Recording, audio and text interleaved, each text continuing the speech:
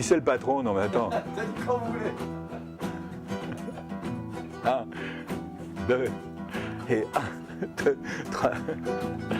On ne serait pas des artistes, des jongleurs, des équilibristes, sans mensonge.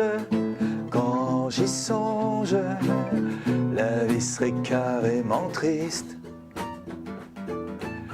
Un peu de soleil sur la banquise, un gros nez rouge qui nous déguise.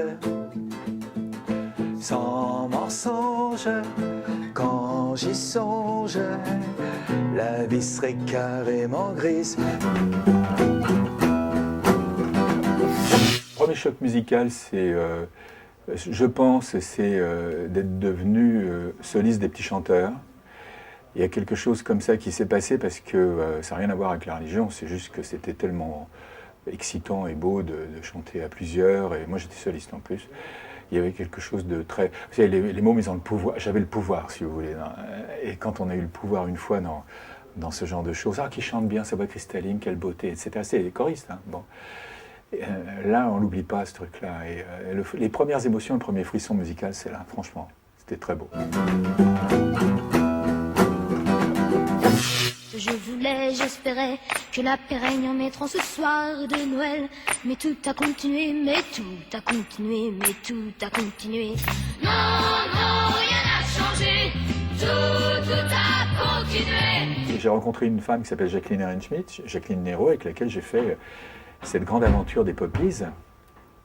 C'est-à-dire les premières protest songs d'enfants, pour enfants. Moi je pense à tout ça, mais je ne devrais pas toutes ces choses-là. Ne me regarde pas et pourtant. C'était une aventure extraordinaire et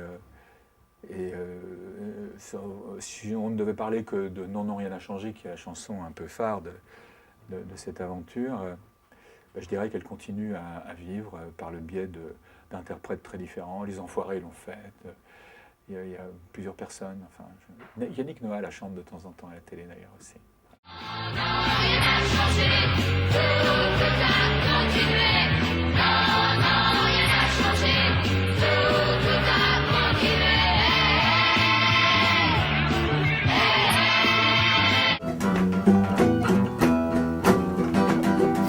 Ça se passe sur une plage en Espagne. J'ai 15 ans, je dragouille. Et puis il y a deux jolies petites blondes qui sont là, quoi, qui aiment beaucoup se faire draguer. Enfin, pas que par moi d'ailleurs. Il y a une nuée d'Espagnols tout autour. Et voilà, c'était Violaine et Véronique Sanson.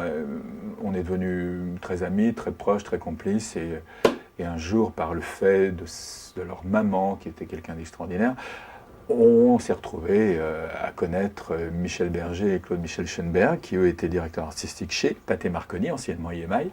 On a enregistré nos premiers disques là, parce qu'ils nous ont fait confiance, qu'on était du même âge et qu'on avait le même besoin de musique et probablement les mêmes références. J'ai été repéré par Eddie Barclay, qui m'a fait confiance et qui a fait de moi un directeur artistique. J'étais à l'école de Eddie, qui m'a confié des gens comme Bardot au tout départ, pour lesquels j'ai pas mal bossé, j'ai fait plein de trucs. J'ai fait signer son premier contrat à Louis Chédid, par exemple. J'ai participé grandement à la réussite de Patrick Juvet aussi au tout départ, en réalisant beaucoup de ses chansons. J'ai participé également à l'aventure William Scheller.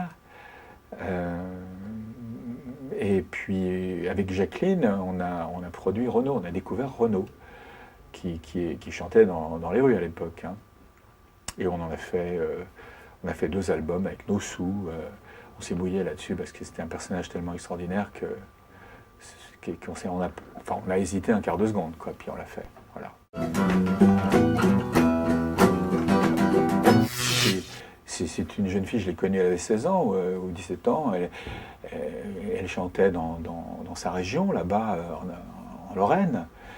On me l'a signalé, j'ai un ami qui était directeur artistique dans une maison de disques, s'appelle Joël Cartini, qui m'a appelé et qui m'a dit écoute, voilà, écoute cette fille, elle est super. Bon, on est allés tous les deux, on a pris notre voiture, on est allés l'écouter dans un chapiteau, une fête de la bière, que je vous conseille ou pas, hein, ça dépend des goûts.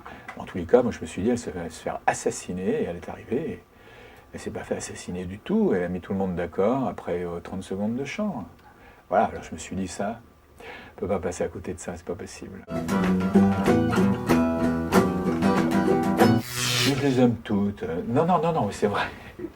C'est vrai. Elles sont toutes faites dans un certain contexte. Une chanson, c'est pas technique, enfin pour ma part en tous les cas. C'est pour ça que je peux passer 2 ans sans rien foutre, hein, parce que c'est juste une histoire d'émotion, quoi. Alors si je l'ai, en tous les cas, celles qui ont marché, c'est celles qui étaient faites dans un registre émotionnel, ou des conséquences de quelque chose de fort dans ma vie, et ça correspond à... Et le plaisir que j'en ai tiré, il est identique pour toutes, franchement. Voilà. Je ne peux pas me passer de ça, je me lève le matin, je me mets tout de suite mon premier geste, c'est de prendre ma guitare et voilà, de faire n'importe quoi, mais de faire. Soleil sur la banquise, un gros nez rouge qui nous déguise. Sans mensonge, quand j'y songe, la vie serait carrément grise.